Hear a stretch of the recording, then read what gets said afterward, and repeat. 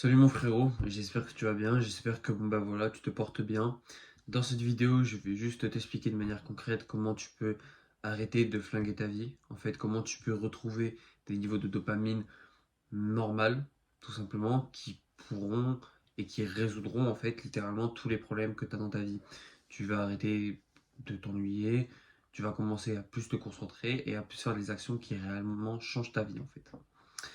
Donc déjà, je vais commencer par te dire ce que c'est que la dopamine. La dopamine, c'est quoi du coup? C'est l'hormone motrice de l'apprentissage tout simplement et du comportement.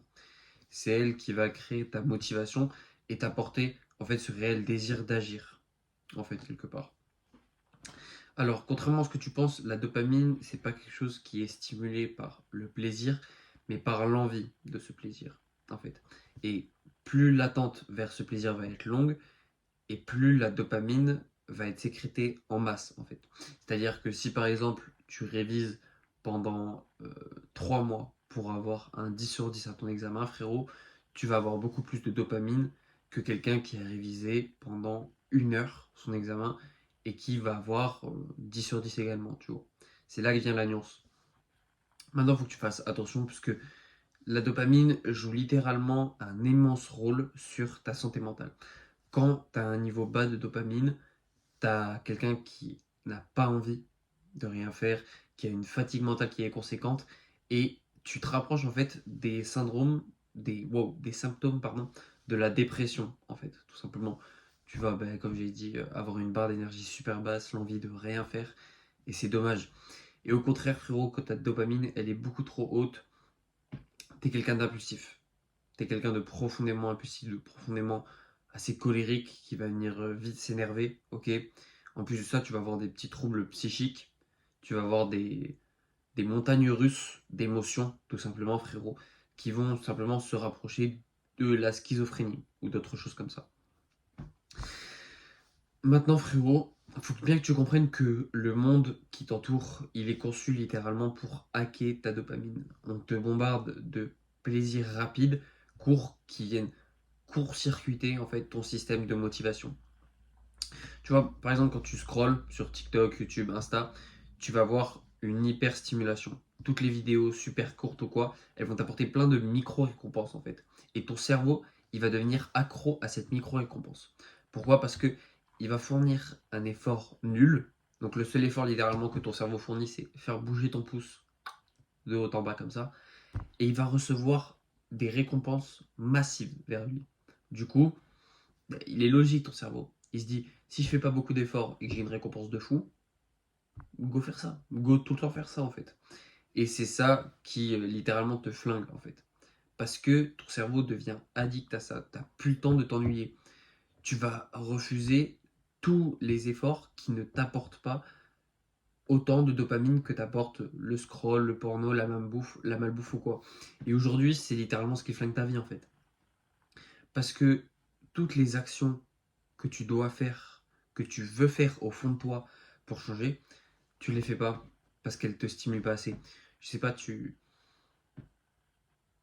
vas pas à la salle, t'abandonnes la salle, pourquoi? Parce que, du coup frérot, ça a coupé, je disais, t'abandonnes la salle, pourquoi? Parce que t'as pas les résultats que tu veux instantanément.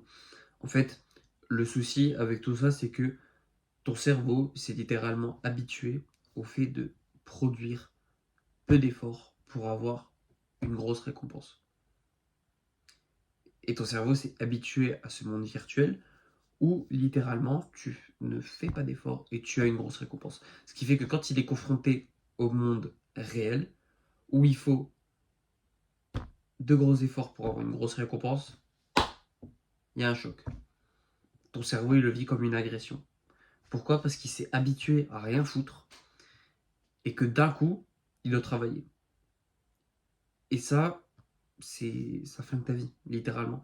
Pourquoi? Parce que toutes les actions que tu dois faire, que tu sais au fond de toi que tu dois les faire, mais que tu ne fais pas, ça te tue. Par exemple, si tu sais que tu dois réviser une éval ou autre,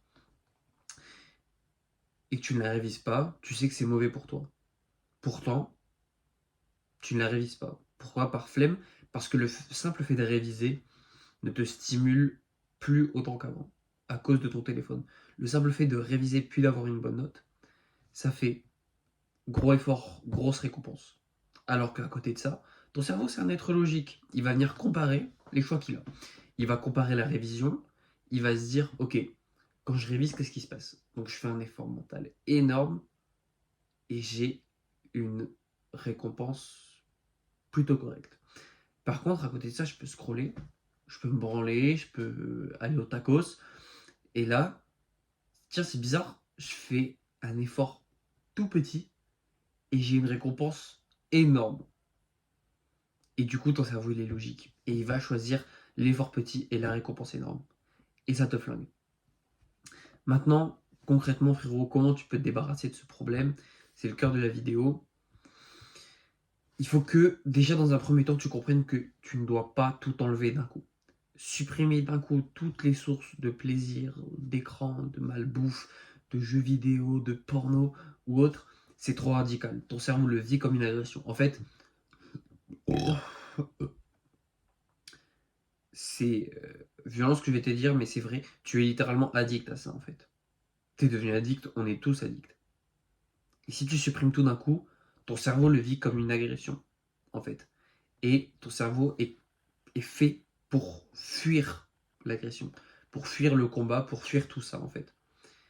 Et ce qui fait que tu n'y arriveras pas, tout simplement.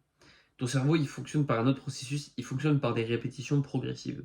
C'est des petits changements additionnés à d'autres petits changements, à d'autres petits changements, qui vont faire que tu vas y arriver vraiment. La deuxième étape, en plus d'une reconnexion progressive avec la réalité, tu vois, ça va être de te reconnecter avec ce que tu veux vraiment, frérot.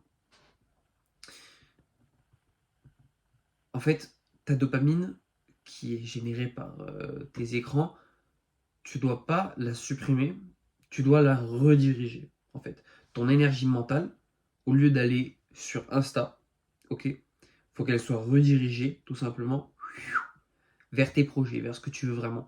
Et ça te stimulera 100 fois plus. Donne-toi une mission, donne-toi un but à atteindre. Et à partir du moment où ta dopamine elle est redirigée vers les choses qui t'obsèdent, qui te font plaisir, tu as une raison de te lever le matin, frérot. Tu as un réel pourquoi. Tu sais réellement pourquoi tu fais tout ça. Et c'est la chose la plus puissante. C'est plus puissant que de scroller ou autre, en fait. C'est une nouvelle forme d'addiction qui, elle, te tire vers le haut, en fait, et pas vers le bas. Et dès maintenant, le processus que tu dois mettre en place si tu veux réellement changer les choses, c'est comme en musculation, frérot, c'est la surcharge progressive. En gros, ne supprime pas tout d'un coup, comme je l'ai dit avant, fais-le petit à petit. Commence petit et augmente la charge lentement. Au début, juste, ce que je te conseille, la première habitude la plus nocive, c'est arrêter de te branler, frérot. Parce que quand tu vas arrêter ça, tu vas arrêter déjà d'hypersexualiser les femmes, tu vas arrêter tout un tas d'autres trucs, en fait, qui, au fond de toi, te bousillent. Tu vas arrêter d'avoir plus d'anxiété sociale, pardon, et tu vas juste apprendre à contrôler ton chibre, en fait. Du coup, c'est pas mal, frérot. Au début, fais ça, ensuite supprime les tacos, le scroll, toutes ces choses. Et ensuite, tu vas venir rajouter à cela de bonnes habitudes. Des habitudes qui te tirent vers le haut, vers tes objectifs. Donc, moi, par exemple, c'est de lire, d'aller à la salle ou autre. Et quand tu vas rapporter ces petites habitudes en plus, ton cerveau, il va pas voir ça comme une privation, mais comme un échange. C'est-à-dire qu'au lieu de juste, hop, on te prend, je sais pas, une habitude malsaine comme le FAP, paf, on le prend, et à la place, il n'y a plus rien. Non, ça marche pas comme ça. Ton cerveau, tu lui prends un truc, donc tu lui prends, admettons, le scroll, c'est pour lui redonner un autre truc. Donc tu lui redonnes la salle, tu lui redonnes la prière, la méditation, tu lui redonnes la lecture, des choses comme ça. Et c'est comme ça que réellement, ton cerveau va accepter ce qui se passe. Ok? Donc maintenant, frérot, si tu veux un court récapitulatif de comment tu dois y arriver, lâche la dopamine détox. Ok? Ne coupe pas tout d'un coup, pardon. Reprogramme-toi de manière progressive vers tes objectifs en supprimant une addiction par une addiction et en rajoutant une bonne action par une bonne action, frérot. Et surtout, le plus important, dirige ton énergie mentale non plus vers ça, ok, vers ta tablette, mais dirige-la tout simplement vers ce que tu aimes vraiment. Si ta passion dans la vie, c'est le VTT, frérot, genre, demande-toi toute la journée comment tu pourrais aller plus vite à descendre une montagne, comment tu pourrais gagner une compétition, ok? Genre, fais en sorte de ne plus penser au néant, en fait. Parce qu'il y a plein de gens, tu vois, je leur demande, qu'est-ce que tu fais des fois le week-end, ou je sais pas, qu'est-ce que t'aimes?